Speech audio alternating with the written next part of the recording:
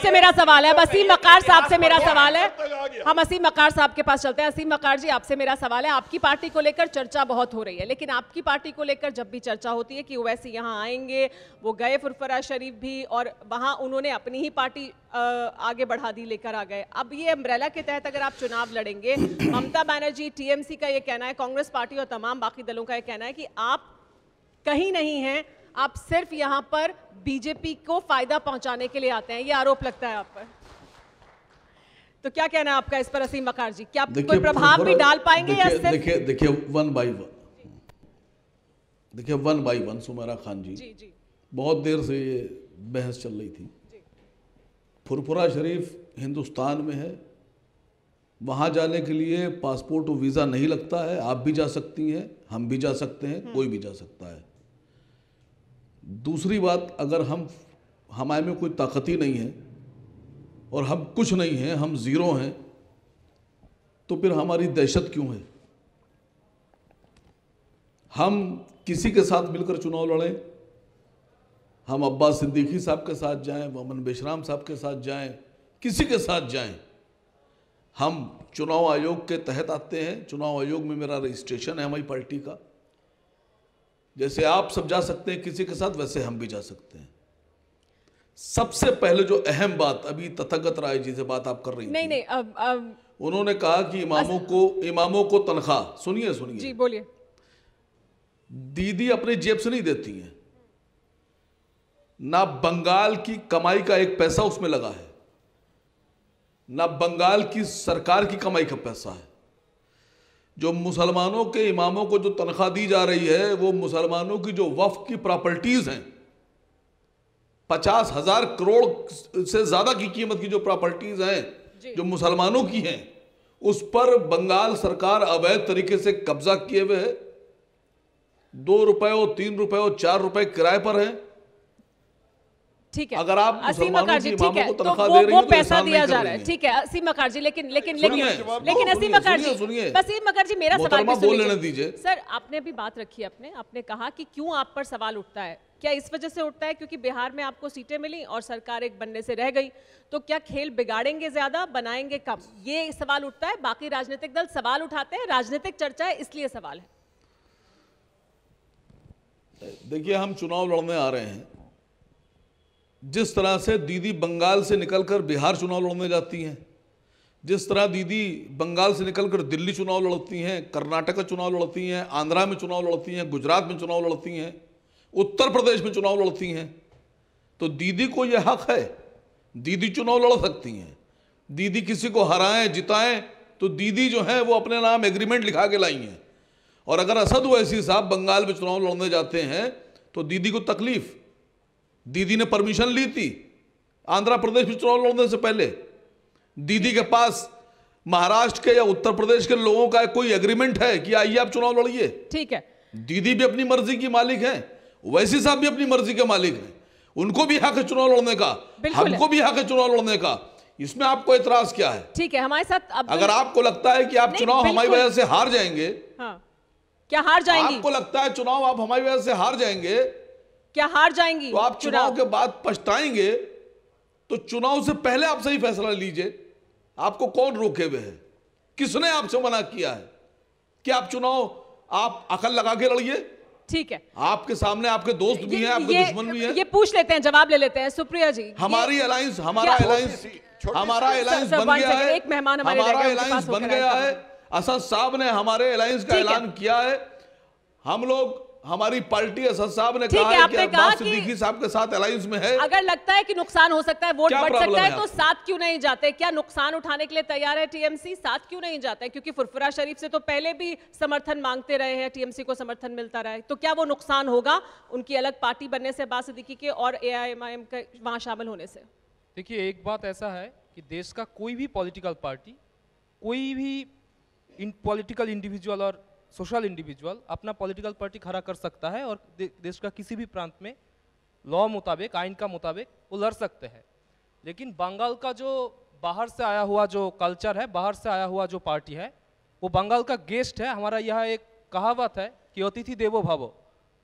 जो लोग बंगाल पर वोट सीजन पर, ना कि मॉनसून पर, ना कि ऑटम पर, वोट सीजन पर स्पेसिफिकली वो आएंगे। उसके लिए बंगाल का जो मीठा है, बंगाल का जो रसगुल्ला है, पुली पीठे है, शीत का विंटर सीजन है, अब केक भी हो सकता है, सब कुछ तैयार रहेगा। और तृणमूल कांग्रेस बंगाल का मिट्टी से जुड़ा हुआ पार्टी के रूप में, जुड़ा हुआ सत्ता के रूप में वो सब कुछ तैयार करके रखा। क्या तृणमूल कांग्रेस को नहीं है ये डर कि उनका जो कोर वोट बैंक था उसमें स्प्लिट होगा और उससे आपको कोई नुकसान होगा? क्या ऐसा कोई डर है, ऐसा कोई अंदेशा है इस वजह से, क्योंकि अलग पार्टी खड़ी हो गई है? तृणमूल कांग्रेस का अगर पॉलिटिकल और सोशल हिस्ट्री आप एक बार देख ले, डर का कोई उल्लेख तृणमूल का बात से लेकर आज तक कोई पॉलिटिकल जो जर्नी है तृणमूल कांग्रेस का, उसमें डर ऐसा कोई वर्ड ही नहीं है, क्योंकि हमारा लीडर का नाम ममता बनर्जी है। हम पहले ही कह दिया है कि कोई पर्टिकुलर स्पेसिफिक कम्युनिटी को हम वोट बैंक नहीं मानते हैं। तृणमूल कांग्रेस जो काम करता है वो इंफ्रास्ट्रक्चरल डेवलपमेंट के लिए करता है। यहाँ पर जो लोग बोल रहे थे वो भी जानते हैं कि ओइकोश्री जो स्कॉलरशिप मिलता है, चलिए इस पर अब्दुल मतीन जो साहब से जवाब माइनॉरिटी ले लेते हैं। स्कॉलरशिप मिलता है, वो इंफ्रास्ट्रक्चरल डेवलपमेंट का बात है, ना कि सिर्फ धर्म का जो मुद्दा आपने है। कहा कि नहीं हम किसी को वोट बैंक मांगते, अब्दुल मतीन जी, टीएमसी का ये कहना कि हम नहीं मानते किसी को वोट बैंक, लेकिन उनका क्या वोट बैंक है जिसकी बात ममता बनर्जी करती हैं कि ये दूध देती गाय है, इसको कैसे लात मार दें? वो किसके बारे में बात कर रही थी? देखिए, इसको थोड़ा सा बारीकी से समझना पड़ेगी। आप जो हम लोग थोड़ा देर पहले जिस झगड़ा देखें, हमारे देश के आवाम देख के पता चलेगा कि there nothing to offer. I mean like this is from citizens perspective. पहली बात यह कि सचर कमेटी रिपोर्ट 2006 में आई थी और सचर कमेटी रिपोर्ट बारीकी से, और उनका कोई मुसलमान ऑर्गेनाइजेशंस का डेटा नहीं है, सरकारी आंकड़ा है, एनएफएचएस का डेटा है, एनएसएसओ का डेटा है, सरकारी इंस्टीट्यूशंस का डेटा है। उस डेटा से परिष्कार पता चल रहा है कि मुसलमानों का, खास करके जो बहुत बड़ा तबका है बंगाल में 27% आबादी है, उसमें उनका स्वास्थ्य, उनका एजुकेशन, उनका आपका पार्टिसिपेशन इन गवर्नेंस, उनमें बैंक क्रेडिट, सब चीज़ में बहुत बहुत पीछे है। और आप देखिए, ये जो वोट बैंक शब्द है, ये वोट बैंक शब्द आविष्कार किया गया है क्योंकि एक हमारा जो कॉन्स्टिट्यूशन है, संविधान है, वो संविधान के स्पिरिट के खिलाफ है। क्योंकि इतना प्रतिशत इंसान, उनका जो कॉन्स्टिट्यूशनल वैल्यूज है, उस वैल्यूज को we reducing that entire group to us a vote bank, which is a pity. लेकिन अब्दुल मतीन साहब, सच्चा कमेटी रिपोर्ट तो लेफ्ट के कार्यकाल के दौरान जो हालत थी यहाँ पे मुसलमानों की, उनको लेकर भी आई थी ना, तो तब क्या बेहतर थी हालत? वो तो ऐसी ही हालत थी जो अभी है। बिल्कुल आप सही कहे हैं, सचर कमेटी रिपोर्ट पूरा हिंदुस्तान का मुसलमानों को, लेकिन पश्चिम बंगाल के मुसलमान की स्थिति सबसे खराब थी। सबसे यही तो मैं कह रहा हूँ, जो वोट बैंक और ये पूरा जो so called secular communal binary हम लोग करते हैं कि हम सेक्युलर है और आप कम्युनल है, ये बाइनरी को तोड़ने की जरूरत है। आप देखिए, हिंदुस्तान में आज़ादी के बाद से बंगाल में पहले कांग्रेस, उसके बाद वहाँ महज हुकूमत, लेफ्ट फ्रंट गवर्नमेंट रही 34 साल, उसके बाद 10 साल ममता बनर्जी की हुकूमत चल रही है। आप देखिए कि मुसलमानों की स्थिति पूरा देश में सबसे ज़्यादा खराब बंगाल में है। तो इसके लिए कोई इधर मैं हमेशा जो ठहराया जाता है कि बीजेपी बीजेपी बीजेपी, ये जो डर पैदा किया जाता है, ये बाइनरी किया जाता है कि एक तरफ बीजेपी, एक तरफ एक कम्युनल, एक तरफ सेक्युलर का जो बाइनरी है, इस बाइनरी से बाहर आना चाहिए। और ये एम्पावरमेंट के मामले में लेकिन अब्दुल मतीन साहब, जब ये बाइनरी नहीं थी, अगर लेफ्ट का रूल यहाँ था, आपके मुताबिक ये बाइनरी बीजेपी के आने से आई है, या ये बाइनरी टीएमसी की वजह से है, या कांग्रेस की वजह से है, लेफ्ट की वजह से तो नहीं है आपके मुताबिक वो बाइनरी? अगर लेफ्ट की वजह से नहीं थी तो तब क्यों मुसलमान की हालत खराब थी? तो मैं ही कह रहा हूं कि आप देखिए, पॉलिटिक्स ऑफ रिकॉग्निशंस और रिडिस्ट्रीब्यूशंस, आप एक कम्युनिटी को रिकॉग्नाइज ही नहीं करते थे, तो ये सामाजिक न्याय का मुद्दा ही नहीं आता था। आप जब लेफ्ट फ्रंट पे हुकूमत थी, तो आप 2002 में जब फसादात हुई गुजरात में, उसका वीडियो सीडीज बंगाल का गांव-गांव में दिखाया जा रहा है कि बीजेपी कितना खतरनाक है। मैं मानता हूं, मगर ये भी है कि हम तो हम इन द सेंस जो कम्युनिटी के 27% आबादी है, वो तो सिर्फ सिक्योरिटी के मुद्दे पे तो नहीं है। क्या ममता बनर्जी के कार्यकाल में हालत बदली है? देखिए, ये एक प्रोसेस है। सचर कमेटी के बाद उस वक्त यूपीए 1 का हुकूमत ने काफ़ी सारे पॉलिसीज लिए थे, उसमें scholarship scheme, pre matric, post matric, Maulana Azad national fellowship, MSD की प्रोग्राम था। ये कोई एक पर्टिकुलर हुकूमत की बात नहीं है, इसमें तमाम जो प्रोग्रेसिव और लेफ्ट अम्बेडकराइट और भी जब तमाम सारे फोर्सेस से सब आके एक ठोस कदम लिया था इंक्लूसिव गवर्नेंस की। बात हुई कि अभी 2021 का जो इलेक्शंस है, अभी सचर कमेटी की बात नहीं है, रंगनाथ मिश्रा कमीशन की बात नहीं है, रिजर्वेशन की बात नहीं है, मुसलमानों का, दलितों का, आदिवासियों का जो बैकवर्डनेस की बात नहीं है, मुद्दा आ गई हिंदू मुसलमान, मुद्दा आ गई माइनॉरिटी मेजॉरिटी, मुद्दा आ गई वोट बैंक। तो मुझे लगता है कि इस तरह का सियासत का यही रूप है कि आप क्या करते हैं, बाइनरी में फिक्स कर देते हैं। बाएं हुकूमत, लेफ्ट फ्रंट गवर्नमेंट भी उस मुश्किल की और उसमें उसकी पार्ट रही। और अगर सही से ये माइनॉरिटी, दलित, आदिवासी के तबके एम्पावर देखते हो तो इस पर बाकी मेहमानों की प्रतिक्रिया भी ले लेते हैं, क्योंकि उसके बाद हमारे सेशन का समय खत्म हो रहा है। तथागत जी, बीजेपी जब विकास की बात करती है और फिर 30 बनाम 70% की बात करती है, तो ये दोनों चीजें कैसे होती है? सबका विकास और 30% बनाम 70%।